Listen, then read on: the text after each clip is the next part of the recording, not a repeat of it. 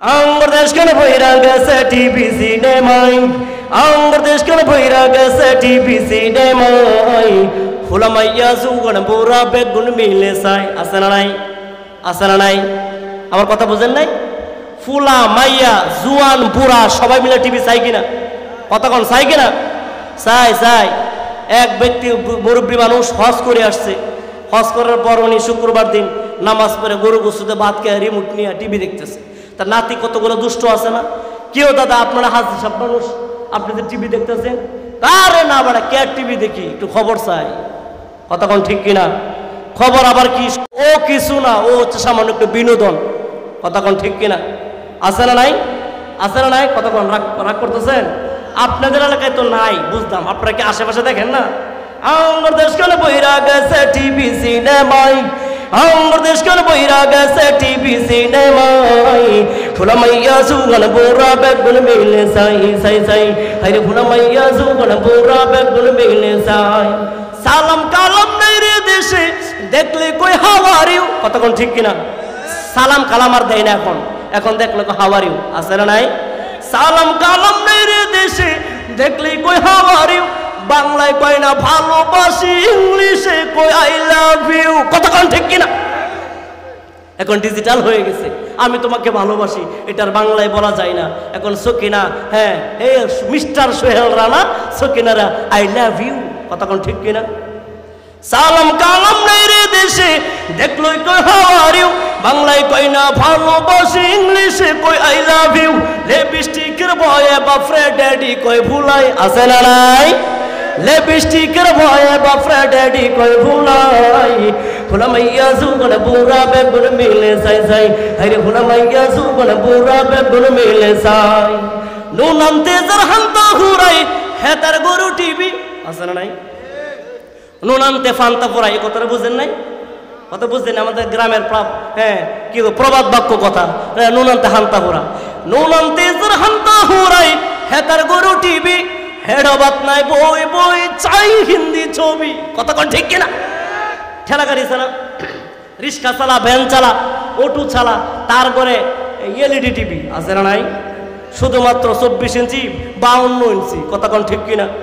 হ্যাঁ শুধুমাত্র LED TV নি, হ্যাঁ এখন দেখুন ডিসেল লাইন লাগাই দিচ্ছে এটার ভিতরে। কতক্ষণ ঠিক কিনা? সারাদিন ঘাম জড়াবে আর টিভি দেখে দেখে শরীর শুকাবে। কতক্ষণ ঠিক কিনা? নুন আনতে যার হান্তা ঘুরাই, হেতার গরু টিভি। এখন মনে মনে ভাবতেছে, যাক আল্লাহ সারাইছে, বড় লোক আমি, আমার গরু টিভি দেখবো। স্যাম্পল দিয়ে বুঝাইলাম, বড় লোকরা তো আছেই। আমি রিক্সা চালাই, আমি ভ্যান চালাই, তারপর আমি 20,000 টাকা দিয়ে এলইডি টিভি আনছি। আছে না নাই? নুন আনতে যার হান্তা ঘুরাই, হেতার গরু টিভি। হেডবাত নাই বই বই চাই হিন্দি ছবি। আবার রাত জাগিয়ে ডিস লাইনে কিরণ মালা চাই। কতক্ষণ ঠিক কিনা? আবার রাত জাগিয়ে ডিস লাইনে স্টার জলসাও চাই।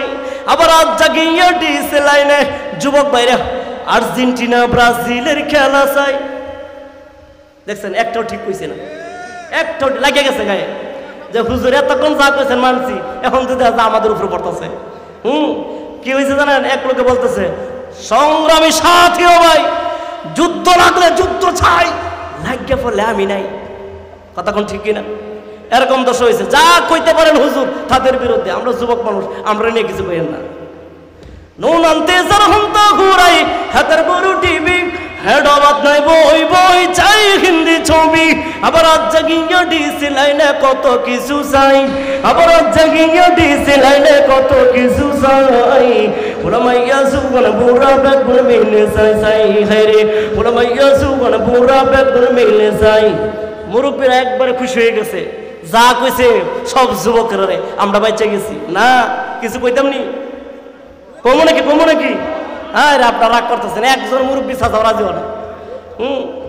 সুলদারি সুলদারি হাই বেগুন, মানে পাইকে গেছে আর কি, কথা বলছেন? সুলদারি হাই বেগুন হয়ে গেছে সাদা, নাতি ফুতি গড় ফরাইছে হেতারে কই দাদা। কথা কোন ঠিক না? এই যে যাদের চুলদারি ফাইকে গেছে তাদেরকে তো আমরা দাদা রাখি, তারা কামরা কি করে শুনেন না? সুলদারি হাই বেগুন হয়ে গিয়ে সাদা, নাতি ফুতি গড় ফরাইছে হেতারে কই দাদা।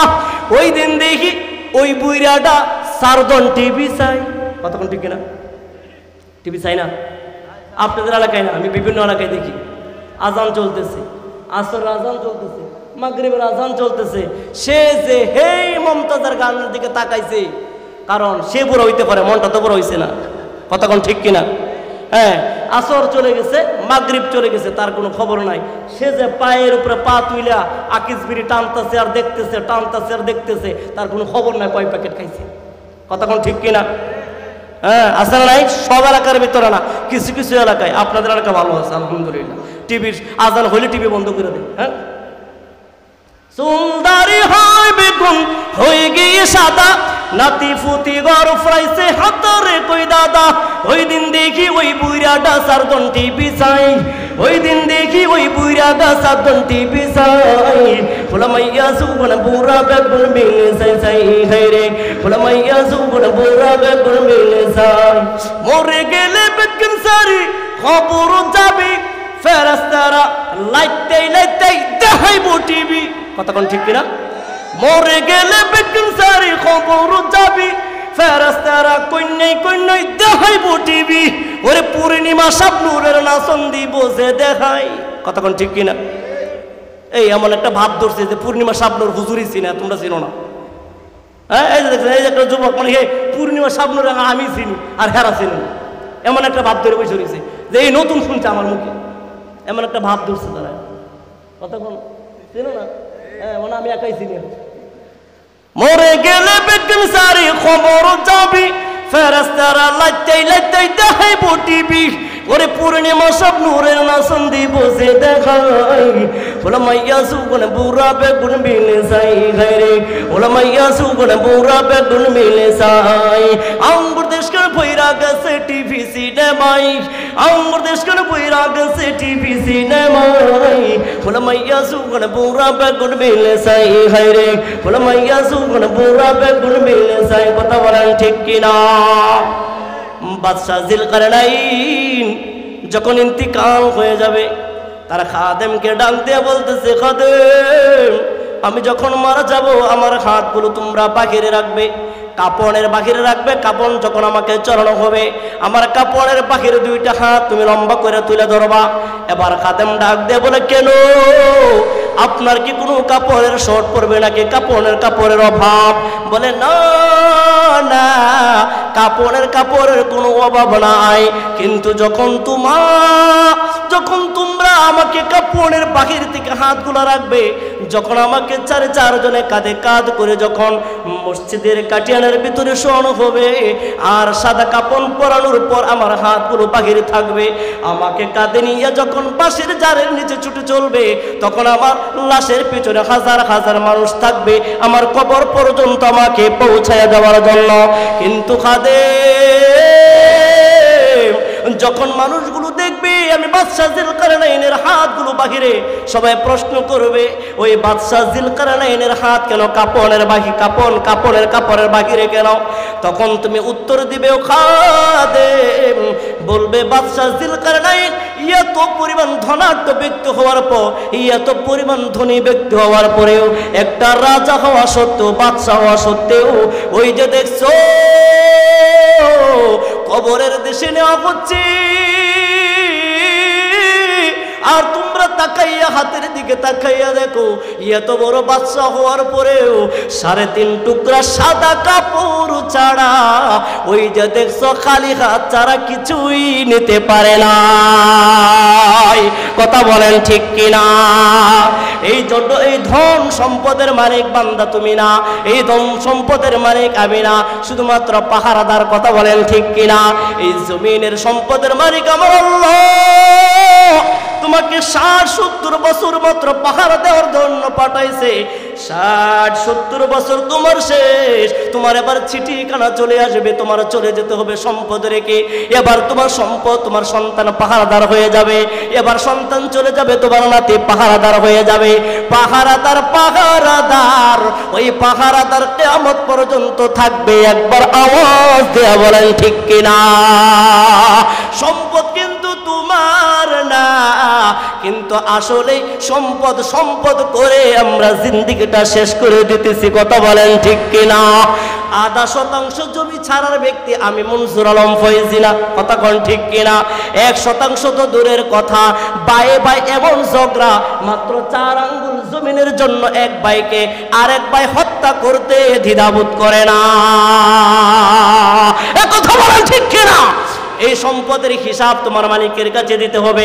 এমন ঘটনা দেখলাম, আপন 2 ভাই, এক ভাই একটু গরিব আর এক ভাই একটু বড়লোক। ওই গরিব ভাইটা বড়লোক ভাইয়ের সম্পদ দিয়ে হাইটা যায়, কিন্তু বিরোধ থাকার কারণে ওই বড় ভাই তার বাড়ির সামনে দিয়ে কাটা দিয়ে বেড়া দিছে, যেন ছোট ভাই হাইটা হাইটা বের না হইতে পারে। এরকম ঘটনা আছে না নাই? এ বান্দা, তুমি যার সম্পদের উপরে তুমি বেড়া লাগাইছ, যেই জমিনের উপরে তুমি বেড়া লাগাইছ, ওটা শুধুমাত্র তোমার 2, 4 দিন, 5 বছর, 10 বছর যাবে। কিন্তু আল্লাহ যদি তোমার জান্নাতের পথে যদি বেড়া লাগাইয়া দেয়, বান্দা তোমার দুনিয়ার জমিনের সম্পদ কোনো কাজে লাগবে না। কথা বলেন ঠিক কিনা? এই জান্নাতে যাওয়ার জন্য রাস্তাগুলো প্রশস্ত করে যেতে হবে। বায়ে বায়ে দ্বন্দ্ব করা যাবে না, বায়ে বায়ে বিরোধ করা যাবে না, বায়ে বায়ে খুন খারাপি করা যাবে না, বায়ে বায়ে অন্যায় অবিচার করা যাবে না। পরস্পর বন্ধু বান্ধব এলাকাবাসী সবাইকে নিয়ে সুখে থাকতে হবে। কথা বলেন ঠিক কিনা? আমার পয়গম্বর সরদার দু আলম বলে, তোমার হাত এবং মুখ দ্বারা যদি তোমার পারস্পর্শবর্তী তোমার ভাই, তোমার আত্মীয় স্বজন যদি নিরাপদ না থাকে, তোমার আত্মীয় স্বজন পারস্পর্শকে তুমি গালি দিচ্ছ, অপকাবাদ্য করছো, তুমি হাত দ্বারা প্রহর করতেছ, এইগুলো যদি তুমি করতে থাকো, কাল কিয়ামতের ময়দানে তুমি বাইজা যাইবা, তুমি কাল কিয়ামতের ময়দানে আটকে যাইবা। ওই বন্ধুকে তুমি কেন গালি দিলা? ওই পারস্পর্শী বোনকে কেন গালি দিলা? ওই পারস্পর্শী ভাইকে তুমি কেন গালি দিলা? ওই হিসাব দিয়া তারপরে তোমার জান্নাতে যেতে হবে। দুনিয়ার জমিনে তুমি আল্লাহর হক নষ্ট করলা, আল্লাহ মাফ করে দিবে। নামাজ পড়ো নাই, আল্লাহ ইচ্ছা করলে মাফ করে দিবে। রোজা রাখো নাই, আল্লাহ ইচ্ছা করলে তোমাকে মাফ করে দিবে। হজ করো নাই, আল্লাহ ইচ্ছা করলে তোমাকে মাফ করে দিবে। তুমি শিরিক করেছি, তওবা করেছো, আল্লাহ মাফ করে দেবে। কিন্তু বান্দার হক তুমি পালন করতে পারো নাই, বান্দার হক তুমি নষ্ট করেছো, বান্দার হক তুমি মেরে খেয়েছো, বান্দার থেকে তুমি ঘুষ খেয়েছো, বান্দার কাছ থেকে তুমি সুদ খেয়েছো।